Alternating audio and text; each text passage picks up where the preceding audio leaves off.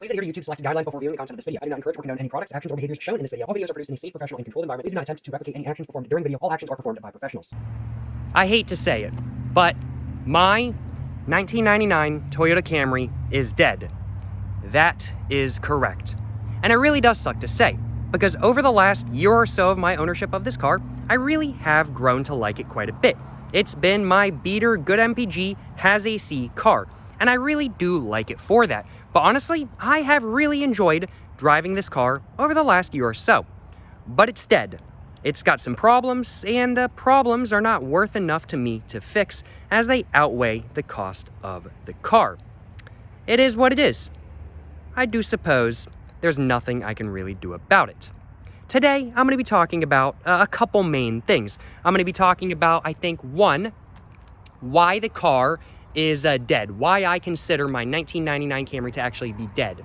I am then going to be talking about why it isn't worth fixing to me, and then after that, I am going to talk about what's going to happen to the car, and then after that, I think after I answer all of those questions, I'm going to go ahead and smoke my last cigarette in my 1999 Camry, as after this video, I'm not sure if I will ever have the opportunity to smoke another cigarette in this car again. But before I go ahead and talk about why this car is dead, I want to talk a little bit about the history of this car. As said earlier on in the video, I've owned this car for a little bit over a year. I got this car on trade for my 1996 Ford Aerostar, which had some serious head gasket issues. I listed my Ford Aerostar on Craigslist and had it up for about a month with no takers. And then somebody offered to trade me a Toyota Camry plus $800 for the Ford Aerostar. And I decided to accept that offer, as if I hadn't accepted it, I'm not sure whether I would have ever sold the Ford Aerostar. But of course, since I was getting a car on trade for a car that had an issue, of course, this car has some issues as well. It runs perfectly fine. It runs perfectly fine. It runs like a top, and I love that. The AC works. That's not an issue. But a couple months prior to the previous owner getting rid of this car and trading it to me for the Ford Aerostar, they hit a light pole.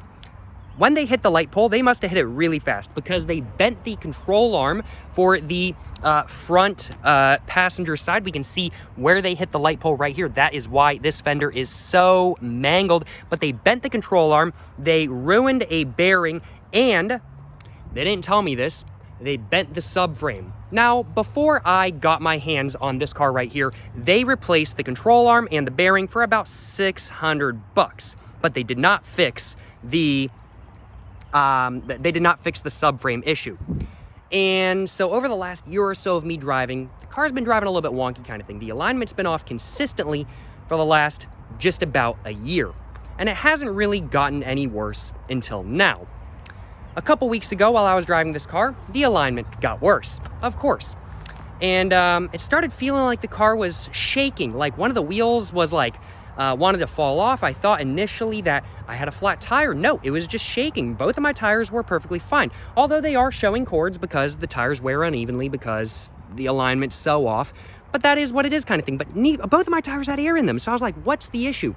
So I decided to take my car to a mechanic shop to get the issue fixed, to get the alignment done. And they were like, yeah, we can't even align this. It's so messed up. The subframe is so messed up that we can't even fix this. And I was like, okay, cool. So essentially I have two options. I can either A, get a new control arm and new bearing for $600 and then have to do it again next year, or I can get the bent part of the subframe taken out and then a new unbent part of the subframe welded back in, and then I can get the new control arm and everything like that. Now, if I was gonna get just the control arm and the bearing and then have it wear out next year, it'd be $600. If I was gonna do the subframe and everything like that, I'm looking at a multi-$1,000 job. This car, according to Kelley Blue Book, is not worth any more than $1,000. After checking insurance as well, yeah, if the car got wrecked, I would only be getting like $1,000, $1,500, maybe if I'm really lucky, $2,000 for this car right here. So even if I got the subframe issue fixed, if I got in a rear end crash and somebody just rear-ended me, no fault of my own, and the car got totaled, which it's very likely would happen because the car is so old, I would never get the money I put into repairs back. And so as such, this car is just not worth fixing to me. And it really does suck because the engine runs like a top. It's got 200,000 miles on it, sure, but the AC works. The interior is in pretty decent shape. Everything's there. It might rattle a little bit, but I mean, like, it's a 200,000 mile, over 20-year-old Toyota Camry. Who cares kind of thing? It's literally going to run forever. But I can't drive it if the wheel is literally going to fall off. Literally, no joke. The mechanic I took this car to right here said that it's dangerous to drive on the road. They said that my entire suspension contraption, whatever they call it kind of thing, I can't remember, could literally fall off at any time if I decide to drive it. It's just not good. They literally declared it unsafe to drive on the roads. So I'm probably not gonna drive it. I'm gonna get rid of it. And so that brings me on to really my final point of today's video.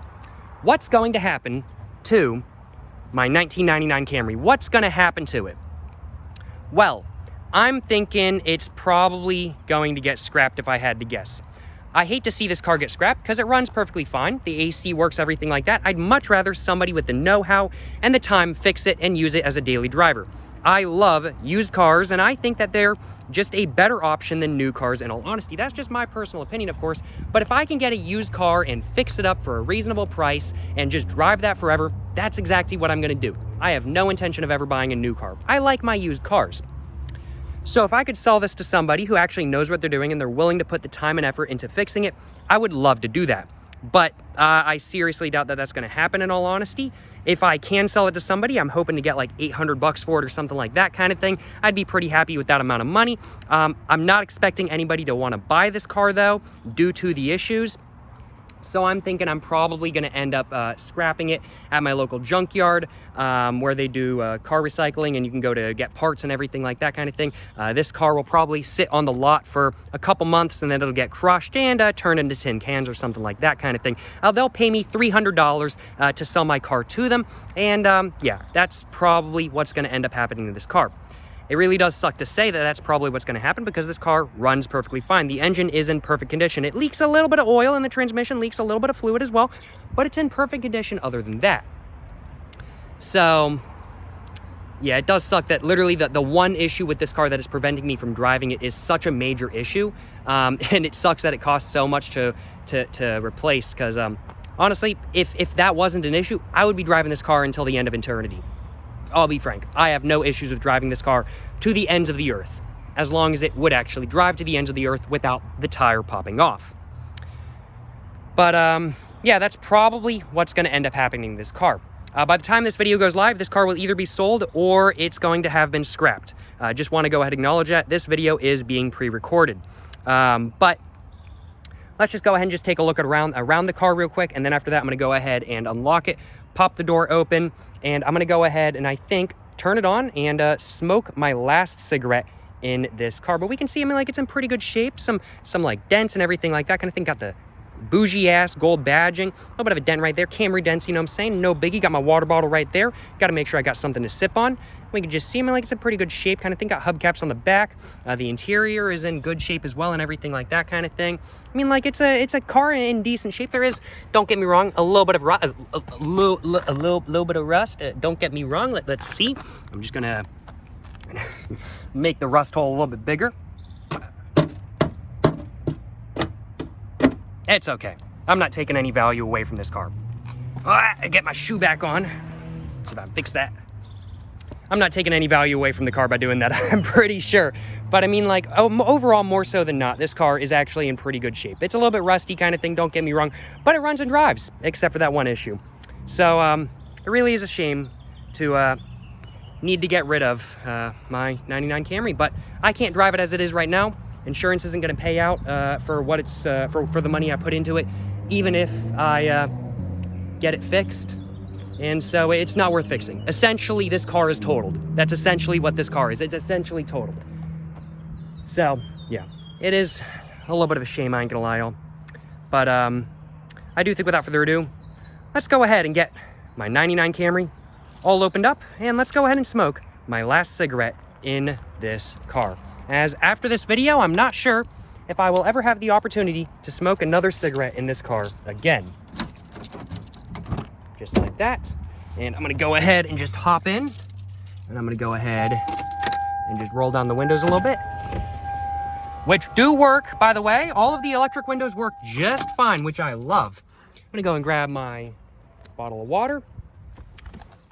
Go ahead and just put it in the seat. Actually, I'll get the cup holder all opened up just like that. And let's go and get my cigarettes out of my pocket. And let's go and get it all lit up. Today, I'm gonna be smoking a little bit of a State Express 555 Gold. In fact, I'm actually gonna be smoking my last State Express 555 Gold of the pack. So I'm not only smoking my last cigarette in my 1999 Camry, I'm also smoking my last cigarette in my pack of cigarettes I have right now. Without further ado though, let's go ahead and get this cigarette all lit up and go ahead and smoke my last cigarette in my 99 Camry. Yeah, not excited to be doing this. Let me tell y'all what, I am pretty bummed. But it is what it is. Without further ado, let's get this cigarette all lit up. Yes sir, yes sir, and I'm saying.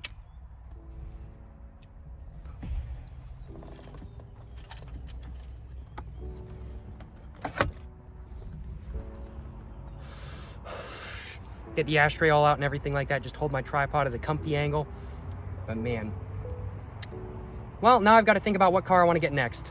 I've already got my, for those of you guys that don't know, I also have a 1990 Chevy Suburban, which is kind of my semi-project car at the moment. I'm currently working on making it into a daily driver. I am considering just having that car as my daily driver in all honesty, but the issue with that car is that it has no AC and did not have AC from the factory. And where I live, it gets very warm in the summer. So I would really like to have a car with AC just for the summer, in all honesty. The rest of the year, I don't care. I just need a car for the summer that has AC. I'd prefer a car that has AC for the summer. Although I did grow up in cars when I was a kid that had no AC. None of the cars when I was, I want to say, up until I was 12 years old, I don't think my parents owned a car that had AC. I'm pretty sure. I got used to not to in the summer just being used to. I'm getting my words all jumbled up. When I was a kid, I got used to there being no AC in cars. I just got used to it. I just thought that was how it was. And then I got used to driving around in cars that have AC, and now I can't stand not driving around in cars that don't have AC in 90-degree weather. But I think I can get used to it again, in all honesty. Just gotta remember to drive shirtless so I don't get out of the car and my entire back of the shirt is completely soaking wet. That's just how it be. And I gotta remember to get some like fluffy seat covers and everything like that kind of thing. That definitely helps a lot with airflow for your back. But what's next after my 99 Camry? What's after this car? I'm thinking another Econobox, just anything that has AC, in all honesty. If I could find another Toyota Camry, I wouldn't complain, in all honesty. I'd be pretty happy if I could find a Toyota Corolla, or maybe something like, let's say, a Scion XB, XA, or XD. All of those sound pretty good to me, and you can get, I think, most of those with manuals as well. I want to learn how to drive a manual, so maybe try to get a manual one. That would be pretty cool if I do say so myself.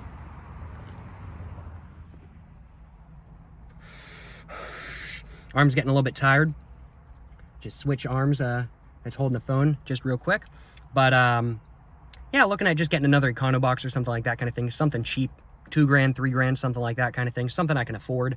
Buy it outright. I'm not going for anything super nice. I don't feel like dealing with auto loans or nothing like that kind of thing. But yeah, I think that's what I'm looking at next. I think the thing that irritates me most about this car being pretty much, if you ask the insurance, totaled, is that this car has 3/4 of a tank of gas. Look at that. 3/4 of a tank of gas, y'all. I got $30 worth of gas in this car. Of course it had to crap out when of course the alignment had to get worse when it's got 3/4 of a tank of gas. I can't believe this. I can't believe this. I'm losing money on the gas. It is what it is, though. It's only 30 bucks. But it does still suck. It does still suck, I ain't gonna lie. You know, I'll be frank, I am pretty bummed. I'm sure you guys can probably tell I'm bummed, but yeah, I'm bummed. I really do like this car a decent amount. I do hope that I can actually sell to somebody that'll repair it and keep daily driving it for who knows how long. Probably the next 20 or so years. In all honesty, this car will last forever as long as it doesn't get in a wreck or nothing like that kind of thing. But yeah, I'm hoping somebody is willing to pick it up and they're willing to fix the issue, but I don't have my hopes super high for that kind of thing. I don't really think that's going to happen in all honesty, which is what it is. But if I can get $300 for this car at the local scrapyard, I'll be pretty happy in all honesty. I've gotten my money's worth. I traded away my car that was literally worthless, had gasket issues. Nobody wants to deal with that sort of stuff, and it was just too expensive for me to fix. Aerostars are a pain to work on. I traded that car for another car with issues and then drove it for a year. So I think I got my money's worth in all honesty, so I can't complain. Cars are a depreciating asset, and this is by no means a collector's car, so there really is no reason to fix it. It is what it is. It is what it is. Nothing I can do about it. But that doesn't stop me from being a little bit bummed.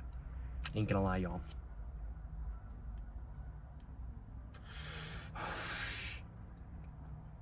Man, the sun is bright. Put my sunnies on.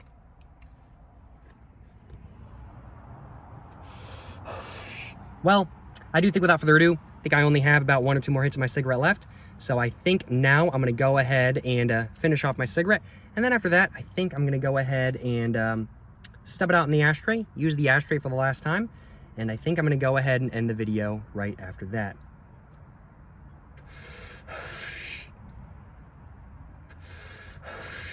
Well, that was my last cigarette in my 99 Toyota Camry. That was my last cigarette in my pack of 555 Golds as well. I certainly hope you guys have enjoyed watching this video. It's been fun to make, but it's also been a shame to make at the same time. It is what it is. Nothing I can do about it. Hope you guys have enjoyed watching nonetheless. I don't think I have anything else to say, so I do think without further ado, I'm gonna go and end this video right here, I do suppose. I feel like I have something else I wanna say, but I can't think of anything else to say in all honesty. I think I covered everything I wanted to cover. Covered why it's dead, covered why there's no reason to fix it, I covered what's gonna happen to it, and I covered, I think, everything I needed to cover. I think I covered everything I needed to cover. But you know, this is very possibly the last video that y'all will be seeing of this car on this channel. Although, not 100%. Maybe you'll see another video. Although I do doubt that. Who knows? Who knows? I certainly hope you guys have enjoyed watching this video, though. If you guys have enjoyed watching this video, where I talked about why my 1999 Toyota Camry is dead, of course, please make sure to like and subscribe for more content. I have my Instagram, my book, my merch, my P.O. box, and my second channel, all in the description down below. Go check it all out. But you know, thank you so much for watching, y'all. To the next one, stay safe and peace and have a great one. Yes, sir, you know what I'm saying?